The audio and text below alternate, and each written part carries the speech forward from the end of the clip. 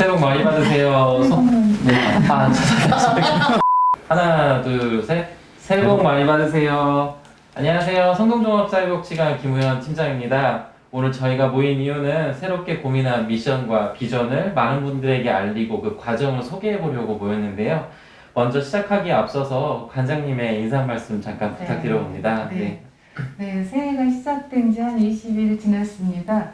그래도 인사드리는 게 맞다라고 생각이 되어지네요. 예, 작년에 코로나19 때문에 우리 모두 다 너무 힘든 한 해를 보냈잖아요. 그런데 지역에 계신 어르신들도 마찬가지였다는 생각이 듭니다. 그래서 올 한 해는 좀 코로나19에서 좀 자유로웠으면 좋겠다는 생각이 들기도 하면서 건강하고 행복한 한 해 되었으면 좋겠습니다.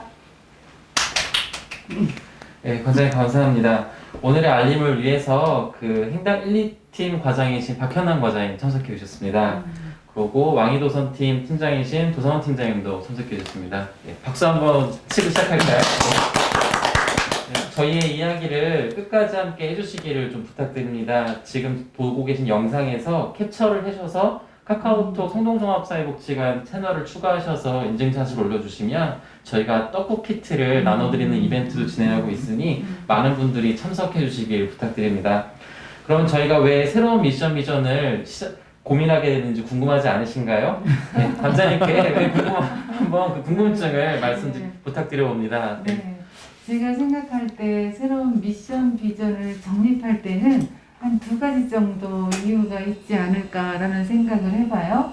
네, 하나는 그동안에 계획했던 목표나 목적이 이루어졌을 때, 또 하나는 사회 환경이 너무나 많은 변화가 있어서 기관의 계획을 수정해야 될 때가 아닌가 이런 생각이 듭니다. 그런데 저희가 미션 비전을 재정립한 이유는 작년까지가 한 8차 중장기 계획을 마치는 해였습니다. 그런데 저희가 봤을 때 이제 2019년에 팀장들이 우리 그냥 5년 계획이 많이 달성이 된 것 같다라는 의견들을 주면서 21년에는 새로운 미션 비전이 있었으면 좋겠습니다. 그래서 20년부터 준비를 했으면 좋겠습니다라는 이런 얘기가 하나 있었고, 또 작년에는 우리가 모두 다 경험했듯이 코로나19 때문에 너무 힘든 한 해를 보냈어요. 그래서 이러면서 복지 현장뿐만이 아니라 사회 전반에 많은 변화가 있었기 때문에 저희가 복지관 개관부터 해서 한 3년에서 5년 주기로 미션 비전을 재정립했었는데, 아마 작년에가 가장 또 시기 적절하게 미션 비전 수립을 재정립해야 되는 그런 시기이지 않았나 이런 생각을 해봤습니다. 그래서 팀장님들의 요구도 있었고, 작년에 그 환경을 반영했을 때도 맞다라는 생각이 들어서 사실은 1월 달부터 제가 미션 비전을 수립하려고 하면 전 단계는 뭐였을까라는 생각을 하면서 저한테 가장 중요하게 와닿은 것은 하나의 조직에는 하나의 정신이 있어야 된다는 생각을 정말 평소에 많이 하면서 살거든요. 그래서 미션 비전을 새롭게 정립하기 이전에 우리 조직에 있는 우리 종사자들이 정말로 우리 기관의 어떤 조직인지, 어떤 일을 하는 건지, 누구한테 하는지, 어떤 가치를 갖고 하는지를 정말 개인의 목소리가 아니라 기관의 목소리로, 하나의 목소리로 낼 수 있나? 이걸 좀 확인하고 싶었습니다. 그래서 1월 달에 저희 복지관, 이제 사회복지관뿐만이 아니라 장애인종합복지관도 있고 기타 시설들이 한 6개 정도가 더 있어요. 그래서 이 시설들이 이제까지는 모두 다 하나의 미션과 비전을 사용했었는데 이게 과연 맞나? 사회환경은 정말로 많이 변하는데 이게 맞나? 이런 고민도 있었고, 그렇다고 하면 우리 한 조직으로 봤을 때 하나의 목소리를 어떻게 담아내야 되지? 이런 고민이 있어서 1월 달에 팀장 워크숍을 했습니다. 근데 그 워크숍을 하면서 제가 이제 확인했던 것은 그래도 우리 그 6개 조직에 있는 조직의 구성원들이 우리 법인의 정신과 또 그 보편 복지를 지향하는 정부의 방침, 또 구의 어떤 복지 방향 이런 것들이 하나의 목소리로 갖고 있고 내재화되어 있구나 이런 것들을 제가 확인하는 그런 자리였습니다. 그래서 굉장히 저한테는 흐뭇하고 의미 있는 시간이었는데, 거기서 봤을 때 우리 이제 팀장님들이 이렇게 함께 논의하면서 이렇게 결정했던 그런 것들을 보면 우리 조직은 인간 존엄성을 바탕으로 해서 보편 복지를 함께 실현하는 우리 모두다라는 얘기를 해주셨습니다. 그래서 그게 가장 저한테는 의미가 있었고, 그 다음에 또 그 가치도 굉장히 중요한데, 그 팀장님들이 내재화에 있던 가치가 법인의 정신하고도 같았습니다. 뭐냐면 존중, 사랑, 신뢰를 그런 가치를 갖고 지역과 연대해서 우리가 정말 책임감 있는 지역의 복지를 해야 하는 것이 우리의 목적이다라는 얘기들을 해주셨고, 이런 것들을 위해서 또 균형과 성장을 어떻게 함께 갈 수 있는지 이런 고민도 해주셨던 것 같고요. 균형과 성장을 또 고민하면서 이런 것들을 갖고 돌봄과 나눔은 우리는 어떻게 실천해야 되지? 이런 고민들을 미션 비전을 만들기 전 단계로 또 합의하는 과정이 있었고, 이런 과정을 통해서 우리가 갖고 가야 되는 법인의 정신, 또 복지의 방향 이런 것들이 내재화가 됐던 시간이었습니다. 이게 작년에 미션 비전을 수립하기 위한 전 단계이기도 했고 또 필요성이었다라고도 생각합니다. 됐나요? 네, 관장님 말씀 감사합니다. 저도 같은 공간에 있었는데요. 핵심 가치랑 지향 가치를 고민해 볼 수 있는 시간이 너무 귀중했다고 생각합니다. 아무래도 저는 돌봄에 대한 정의가 좀 어려웠었는데 복지 현장에 대한 변화가 너무 많아서였지 않았을까라는 생각은 들었습니다. 관장님 혹시 그러면 저희가 그날부터 지금까지 좀 주목했던 복지 현장의 변화가 좀 뭐였는지 좀 말씀 부탁드려봐도 괜찮을까요? 네, 이거는 뭐 저의 생각일 수도 있지만 제가 그동안에 이제 팀장님들과 함께 이제 TF팀에서 또 미션 비전을 이렇게 작업하면서 이제 직원들이 갖고 있는 생각을 제가 정리한 걸 말씀드리는 게 훨씬 좋을 것 같습니다. 저 나름대로의 정리였는데 이게 맞는 건지 잘 모르겠는데 제가 생각할 때는 한 3가지가 있지 않았나 이런 생각을 해요. 저희가 이제 사회복지, 지역에 있는 사회복지관으로서 법인의 정신과 또 지역 주민들의 욕구, 정부의 방침, 뭐 부의 방침 이런 것들을 해서 어떤 변화를 우리가 알고 어떻게 대응해야 되나 이런 것들을 한 3가지 정도로 한 요약할 수 있을 것 같은데, 처음에는 가장 중요한 건 돌봄의 영역이 벌써 작년 이전부터 한 2, 3년 전부터 굉장히 많이 넓어졌다는 생각을 했습니다. 그래서 돌봄이 얼만큼 넓어졌는지 우리가 생각할 수 없을 정도로 지역 주민들의 욕구도 있었던 거고 정부 방침도 그렇고, 그래서 이거에 대한 저희의 민감한 대응이나 이런 게 있어야 되지 않나 이런 생각이 들었고, 결국은 돌봄이 중요한 거는 개개인의 인간 존엄성에서 출발한다는 생각이 들었어요. 그래서 그 정부에서 보면 뭐 커뮤니티 케어, 또 서울시에서 보면 돌봄 SOS 이런 것들이 이제 방침이 정해졌고, 또 구에서도 보면 서울시 사회서비스원에서 이제 개소를 했는데 거기에서 성동구에 돌봄 센터가 또 개소가 됐습니다. 그래서 이런 것들을 저희가 또 갖고 가야 되는 변화 중에 하나라고 생각을 했고요. 그 다음에 2번째는 저희가 1월부터 준비를 했었는데 1월 20일에 우리나라에서 코로나19 확진자가 처음 생긴 날이 1월 20일이에요.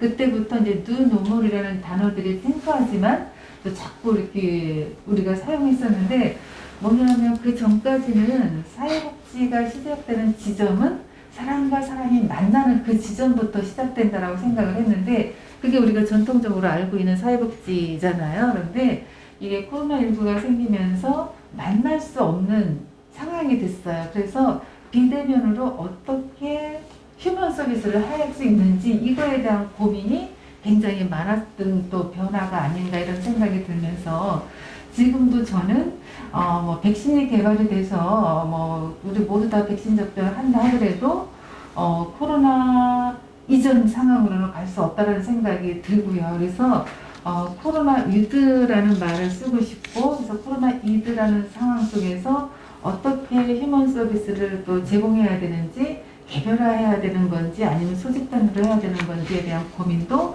또 함께 또 변화의 주축이 아니었나 이런 생각이 들고요. 또 하나 3번째는 주민의 주도성입니다. 그래서 이제까지는 그냥 어떤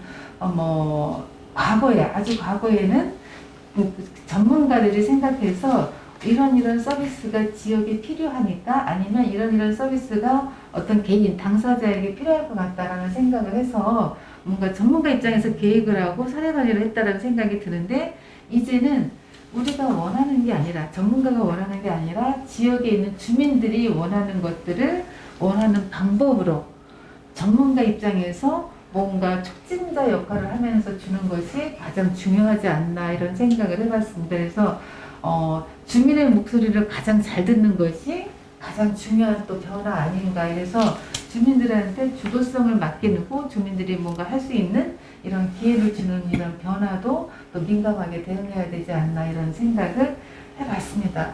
되게 정리 잘한 것 같습니까? 아, 네. 잘 말씀해 주신 것처럼 돌봄과 뉴노멀 그리고 주민 주도성에 대한 세 가지 꼭지에서 저희가 정말 1년 동안 많은 고민을 했었던 것 같습니다. 그리고 그걸 어떻게 풀어가야 될지에 대해 저희가 고민했을 때 성동 우리마을이라는 워딩을 저희가 작업을 했었는데요. 그 성동 우리마을이라는 거를 어떻게 저희가 생각하고 만들어냈는지 박현남 과장님께 말씀을 좀 부탁드려봅니다. 네. 저희 직원들이랑 같이 이야기 나누면서 돌봄에 대한 이야기들이 많이 나왔고, 돌봄에 대한 정의나 이런 부분들에 대해서도 되게 많이 어려워했었던 것 같습니다. 돌봄이 지금 중요해진 만큼 지속이 가능한 돌봄이어야 될 것 같다라고 또 이야기가 나온 거였고, 그 부분에서 이제 성동 우리마을이라는 말도 이어져서 네, 저희가 이야기를 할 수 있었던 것 같은데요.